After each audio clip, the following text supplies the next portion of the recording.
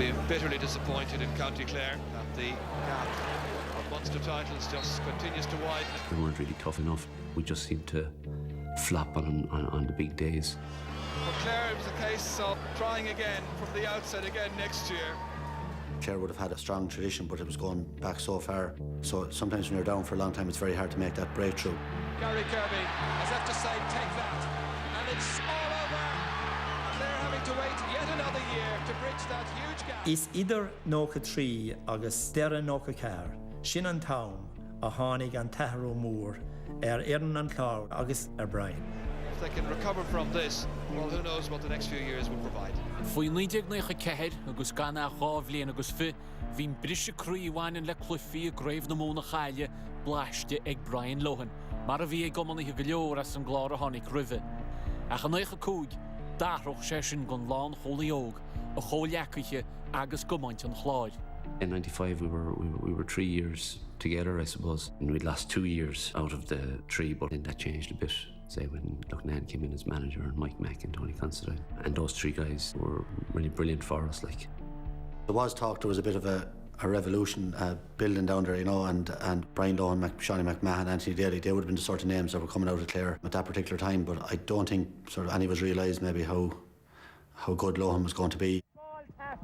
Le lach nán agus a an chóteála ganas, bhí scéalta Skype faoi heisiún tréinál an chláid. Ach an obair fad a díanú níor bhíú taide, man an éireach lobe glufi lechanis na món in ai chorca. Cuir mar an bhrúaring féin, mar, bhí is a going, da Gael himís an trío craibh na món as a chéile. Go hára tar éis an olbhacán go léir a bhí déanta going, bhí himís I driblóid ceart. Only as far as Anthony Daly, but he's put it left. Are they throwing away their chances of winning this match in the very first half? I dús an cluithe cuir am a lán seansan fóríl. Agus decha an muoín ag dul sias. Nicely inside, caught by Alan Brown. Looking for another score. Oh, it's in the net! Agus nar a chuamar isteach ag lethama, bin an céadúr déirthing a tháinig na ceannairí móra an clár chun cinn. Agus dína mar Brian, agus Seanie McMahon, agus Anthony Daly. Cheas siad sús a seomra festas an lá sin, agus dúradar nach rámar chun Gael. Sin an rud, ní rámar chun Gael. Very good clearance under pressure there by Brian Lohan, who's discarded the red helmet. Here's Gerald Laochra turning just Jim Cashman this way and that. He may well have the beating of the corner back. Here's PG O'Connell. O'Connell trying to get inside. For once getting the better of the fullback, and he's put it over the bar. it was very tight for the last couple of minutes. Seanie was after damaging his shoulder. He got a bad belt, but we'd all our subs used, so Seanie went up corner forward. And because of that injury, and Clare used up their full complement, it's going to be possession for Clare from the sideline. Cork lead by 2 points. Here's a very good chance. A goal! It's a goal! It's a goal by Clare. It's all over. And Clare have won. Clare have won this match. Mar jouler cad a hála ag lethama. Bhí mé rálam féin, tá difriocht ag bant lei seo. Líimreach a bhí rompa a rinneiscris orb an bhliain roimhe. Ach mech na chláiríní an deirech le gorta 63 bliain gan craibh na món. That was the big game. If we didn't perform then, there was no point in coming back to Clare. Like, there was no point in like, everything was on the line that day. Davis to Sherrill. Here's the goal shot for Clare. He scored! And now he's racing back. Wonderful hand pass to James O'Connell. There's a score here for the JV. And he puts it over the bar. Good movement forward by O'Connell. Quick pick up. Look at the post. And he puts it over. This is a wonderful performance in the second half by Clare. Well, Clare have won it! Clare are the Munster champions! 1932, 1995. I suppose it was such a relief, like, for Clare people to eventually have won the Munster Championship. I think it was the first time in 63 years. To Anthony Daly, a very Nor a bhrisise mar an gata sin, ceapamar go bhétamís éon rud a dhéanamh ina dhéag sin. Chlufa lechanis na héireann an aina gaiileh. Ach le goach an buachab, chahach Lohan a bheith go má. An jab a bhí aige, an leich o mana, Joe Cooney a warcail. By the time of that Ireland semi-final, I think Brian Lohan was rated as a fantastic full-back. So, but Joe Cooney was, to me, one of the greatest forwards of all time, and he was certainly, at that stage, still a very, very dangerous opponent. And here's Joe Cooney, given space. He was going better than me for the first 15 or 20 minutes. A second point for Cooney. The I first dosachantithe bhí an lámhúachtar a Gael Brian. batted down by Lohan to Joe Cooney. Agus cuiin am siúil sios an taobh líne I dro Brian. Agus déag sé amach orm, déag mé ní dúra mar foicht lena chéile, ach, thug sé an teachtar dom, right, tos óig ménis. And he needed his fullback to assist him, Brian Lohan. I'm sure he'll settle down now and play some wonderful hurling that he's really capable of. Brian Lohan keeping it away from the attentions of Joe Cooney. Normally a full-back can do so much for a team, but he could actually dictate a game from full-back because he meant so much to the rest of the team and meant so much to the crowd. Now he's got the challenges. Ollie finding one of them. And Clancy, maybe the provider. Lost the inside the Fergie to him. Towards Gerald Laochra. Got the first point in the first half. And Clare are in the All-Ireland final of 1995. It's Clare versus Offaly. Ach mar jaolar an tionkur a bhí a dtíine mar Brian agus a lán imráí eile, bhí mar ag olabhú dan clíthe mór, an sméar mollaigh ar fad. Bhí ar a glufi canis na héireann don géadúir ó 1932, rúmpa na championí I bháilí. The roar of the Clare crowd when we went out onto the field, like I never heard anything like it in my time hurling. I think that unnerved some of us anyway, certainly. Because it was our first time there, we had no experience, we'd no real pressure either. Looking back on it, it was set up for an ambush. Alert to the possibilities inside towards Gerald Laochra. Sweeping aside the challenge there of Shane McGuckin. Here's where they need a score. He's the provider. It's Fehanómat le dul tháinig Colin Flynn comb, agus dúirt sé go bhfuil hamstring Brian ime, bhfuil sé gorta. Agus cas mé chuig agus dúirt mé, aber leis nach bhfuil sé teacht an park. Brian Lohan again, first to the ball. Michael Duignan is the latest we put in there at full forward. He said at the time that I wasn't coming off, but I don't think I'd have gone off anyway. It's not slow about putting the hand up and taking the ball with style. Likewise, mentioned style. How about Brian Lohan? We tried everything to break him down. We tried 3 or 4 different men to play on then with an injury late in the game. He showed his toughness there as well. Both full-backs in this match are playing stormers. It's a really enjoyable All-Ireland final at this stage. Just getting into the last few minutes then, Johnny Pilkington got a goal and we looked like we were on top. Joe Troy, Johnny Pilkington, right on the spot. That's free is swung in there, batted down by the goalkeeper. It's a goal! It's a goal by Eamon Tapp. It's Eamon Tapp who got the goal, and you heard from Tony that he was about to be replaced, and the ball's gone over the bar, and the sides are level for the 5th time. Shawnee, as I say, was excellent all day and missed no free. And then we got a free with a minute to go, and yet Dale goes over and says he was going to hit in this one. Here's the 65 from Anthony Daly. Where's it going? Over the bar! The captain has put his side in front. It was kind of like a bad dream really in ways, like, this thing is kind of going away from me and slipping away. Clare are just about to win. They've won. Clare have won the All-Ireland. What a victory. A tribute to determination and no little craft. Anthony Daly was the captain and he was the inspiration, but I thought Lohan was the general. Clare are the All-Ireland hurling champions, and Anthony Daly lifts the McCarthy Cup for 1995. And then it's like the night that we came home with the cup, people were 5 o'clock in the morning, it was like 5 o'clock in the evening, there was so many people out around the streets in Ennis. It was brilliant.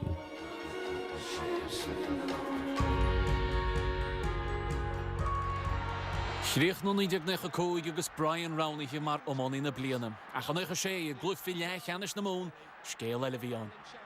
We got the worst draw possible, like we got Limerick inside in Limerick. We were 3 up with 5 minutes to go and Barry Foley came on and got 3 points.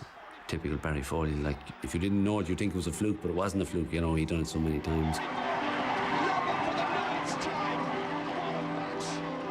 Beidir da mbeadh seansaigh Davy Fitzé sin a bhfuil amach a rís, beidir gána mé rí sin a bhfuil sé thar an líne, beidir ar an dtíán, rúcéar an céirí agus tá static buint leis an.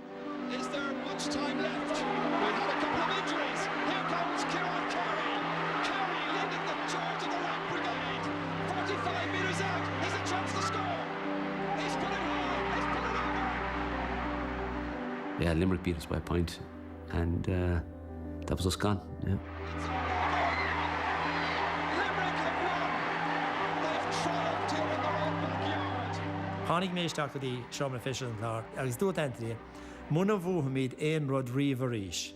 You know, be cuioine a gcuin go Joe cad a hála in orig. You know, don céad úr agus beidir an céad úr agus an úr dearnach níor aontaigh mé leis an rud a dúirt Anthony. Ach dúirt mé, níor raibh aon rud buaite a gcuin go dtí go múthamis an dara chréibh. Sa sin an spruch a bhí a gcuin an sin. Agus an nói I nócha seacht thosaí mar an máthair.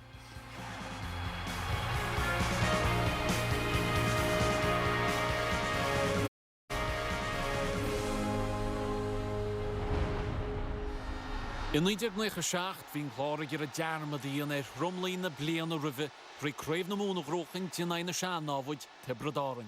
The 97 season was all about proving that 95 was no flash in the pan. Tipperary people probably think that we might have a bit of an inferiority complex to them, but we didn't. We beat Tip more often than we lost to them. Is tócha go raibh an óíocht beganín seaamh idir an chláraigh Tipperary. So bhí fíor óíocht after a síos tríd na blianta. I think Gerald Nan famously said, you know, if China were playing Tipperary in an Ireland final, he'd be shouting for China. So, you know, Gerald Nan drove the agenda there, you know, all the time because he knew the type of players that he had and they would react to that.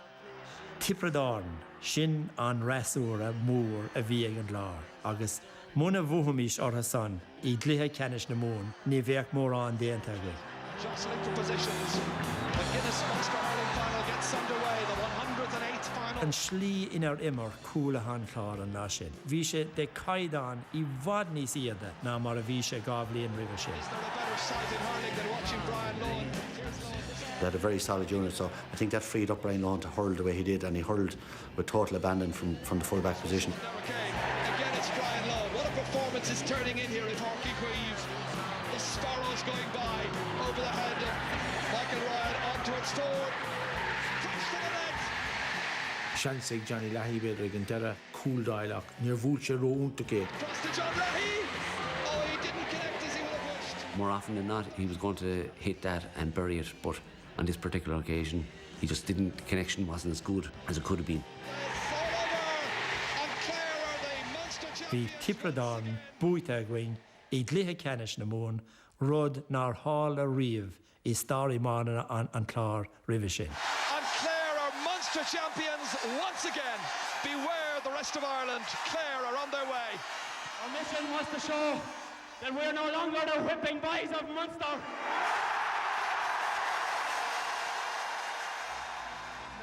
Ach ní ru dead teacaí leis a gaibhil le Tibradáin. Chur óráid Anthony Daly cantal na Tibradaí a tháinig riide cúldoras, agus chasad ar a chéile ríist I glufi ceannis na héireann. Bhí an seanas I teachsús go dtí an cluiche mar is cuioin le daoine cad a hála le Anthony Daly agus nó langa the whipping boys of Munster agus an rirá a bhí ann in íag sin. The rivalry between Tipperary and Clare had developed. Now, there was an edge to it, like, there's no doubt about that. With Tip, I suppose, there was extra pressure on them. You know, they couldn't be beaten by Clare of all teams twice in 1 year. So we felt that while we were after beating them once, we felt that we were well able to beat them the second time. Now Brian Lohan had such a wonderful Munster final. Níor imriam a go más I céad le. Catch by Declan Ryan. Wonderful distribution out to Leahy.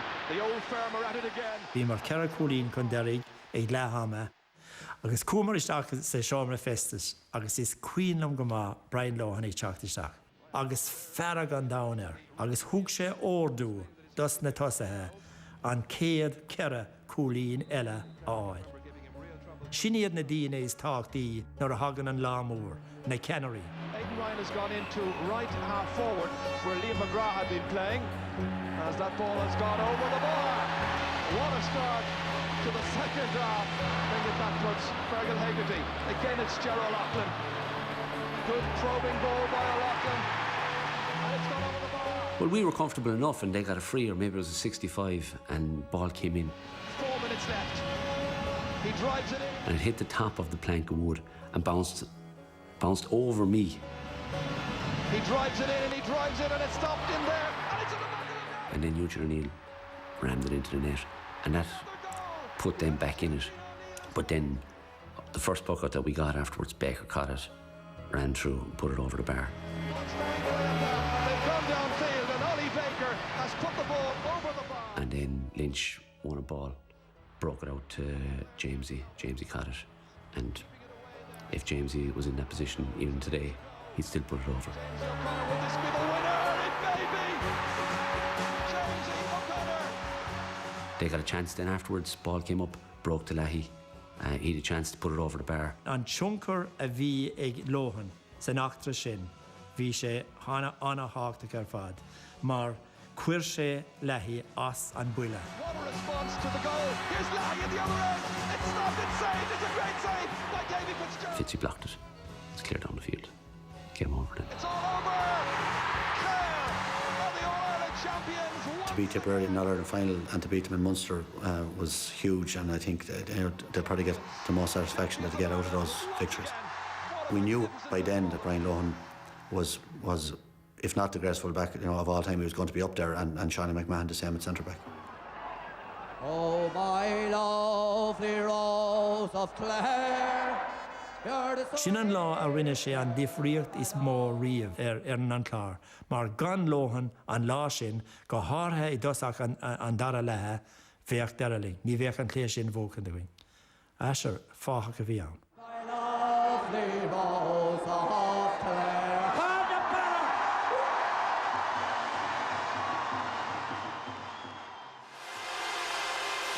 In 1908, buad na chláiríní rowan an údar an éifort láirige I glufi canis na mún. Buin saoir na homana nach níon her dearmad riamh. Things were different in '98. We weren't as united going into the campaign. But here it is. Back of the net. It was nearly as if other teams were reacting to Clare, that Clare were putting it up to teams on and off the field, and then other teams were trying to match that. Tony Brown, it's a high challenge by PJ O'Connor. Ní rá mar codíirithe an dlithe sin agus ba ceatúing a bheith. Agus ba bheag nar bhuaig Portláriga ára. Really gripping drama. A strong breeze backing him. What chance has he of getting it? It's high. Seems to be going to the right, and it's gone wide.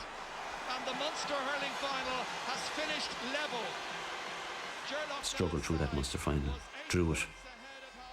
And that's when the trouble started. There was a couple of things that were said by Waterford players to some of our players. We just felt ourselves that we let ourselves down. And it wasn't going to happen the second day. Dúramar is cuma faoin tora, cahamid sheasamh suas in aig na daoine seo. There was a massive tension around the whole replay. Gerard Nan says in his book there was selectors earmarked to mark other selectors on the sideline. So it was one of those peculiar days. Ball was thrown in. There was trouble when the ball was thrown in, up and down the field. Then I was involved in an incident with Michael White. We were both sent off. Micheál White and Brian Lohan get to grips. Yes, Jim, there's been some individual battles all over the field. I was sent off, but I was struck first. I didn't start it. Brian Lohan has indeed been sent off. It's a poor reflection on you if you are sent off. But I wouldn't have changed a single thing of what I did that day, and still wouldn't. Lynch got a lot of criticism afterwards. Lohan got a lot of criticism afterwards. But I think sometimes people don't realise what is at stake, what is at stake for players when they're going out on the field. But it comes to Niall Gilligan. Will he take his point of over a goal? In ein na tribloide, grún clár craobh na mún, ach díca do ras. Crú Lohan finri, agus ní a cad ag immers na I bháilí sugla fi lechanis, agus fuair Colin Lynch trí. Fiúgs an virtrin in Asnov, has to ahimmerst in I bháilí, ach fi tile conspóide rumpa. I should have been sent off in '98 against Clare in that middle game. Colin Lynch couldn't play for probably a lesser stroke against Waterford. I was delighted obviously to get away with it, but it still irks people in Clare all these years later. Bhí mar trí cholín chun tosaigh cléthe búteach bhain ar a bhéon dan sé go gailimí sé agus an líróid ina lá bheith Barra Murphy agus an sin héad sé an eile. And the referee has blown up his whistle, but I think he's blown up before time. I think there are 2 minutes left. We were looking like that we were going to be in another All-Ireland final, and he blew it up early. He made a mistake, I think. With Offaly going into protest to Jimmy Cooney. 2.5 minutes to go and maybe 2 or 3 minutes injury time, so I reckon it was 5 minutes. So we scored 2-5 against Limerick in that time in '94, so who says we wouldn't have done it again? It was on rule. Clare very sportingly offered us a replay, but the rule was there. We had to get a replay. Jimmy Cooney's escorted off the field. We should have been given that game, and we weren't given it. And I haven't heard of that happening before or since. Bheithar an glár agus I bháilí an tríú clufa immert, ach bhín chunspóid de bainte chuid as an glár. Fatigue was starting to set in for us, I suppose more mental fatigue than anything else, because we were all stuck in the middle of this, and it was fairly draining at the time. Baker, this is a great ball in, deep one, beautifully caught, and it's a great save! Stephen Byrne inside in goals that day just stopped bullets. Gilligan breaking it down towards Scanlon, they got a man over, a great save again by Stephen Byrne, 2 fantastic saves. Just wasn't meant to be for us that day, or that year. And it wasn't.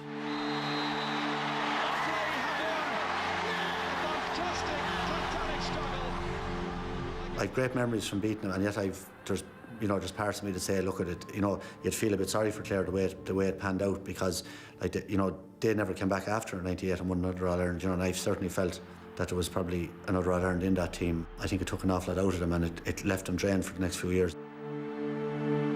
Lohan a bhí na chaiptí na rábhílig sa dó a glár, na bhainte amach clufi canis na héireann gan chunne. Ach ní se den nánig fuireann iontoch til chunne. Cafarrás a dála go háir go raibh gulcoinnig anna compórta gach. Ní ró sigsúla gábhíle sló go méach an chlár sa créamh, agus rinne siad anna bhach chun a bheithain, ach in áíre an bhliain sin bhí gulcoinnig rómhadúibh. DJ steadying himself, turning it in. There was the perception that we'd miles on the clock, whereas, someone from another team, they're heroes that they're going on so long, but with us it was too many miles on the clock, they should have given it up.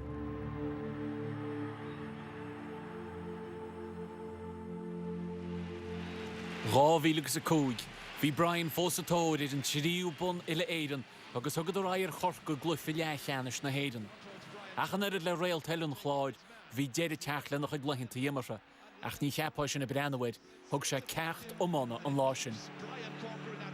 Seansúnta go cá gábhíle sa cúig, búcant ar corcaig, bhí Brian Lohan haar bar an lásin, sin ceantas na taspáintas í is fearbid ó thug Brian Lohan agus ag tacaí deir a héal mar amánaí. And again it's Brian Lohan. It's like 95 all over again.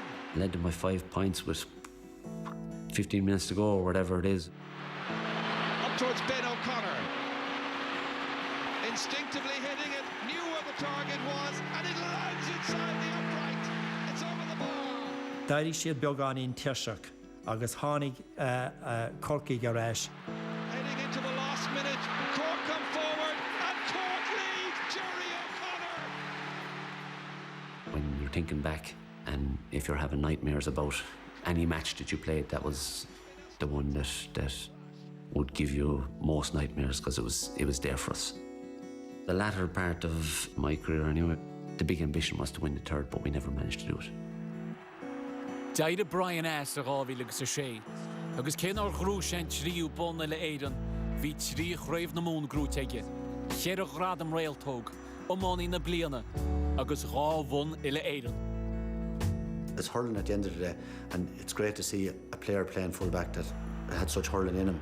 Watching him playing, I loved watching him playing. I loved the way he played the game. Nobody wants to win more than Brian. Nóair bhór sin lí róid, dáirdigh sin na slúite. Sin rud faoi Brian Lohan, réil agus nóair ardítar na slúite ar na hádáin, ardítar na himróí féin. Bhí ré óntaach aige, agus bhí ré óntaach ag na Laochra bhí ag immert leis, agus nóair is míonn tú go raibh siad mar ó réime le de bliana ná is mó, ní a bhéon cúis gearán a go ag an de. Brian Lohan once again. Listen to the crowd, listen to the Clare supporters cheering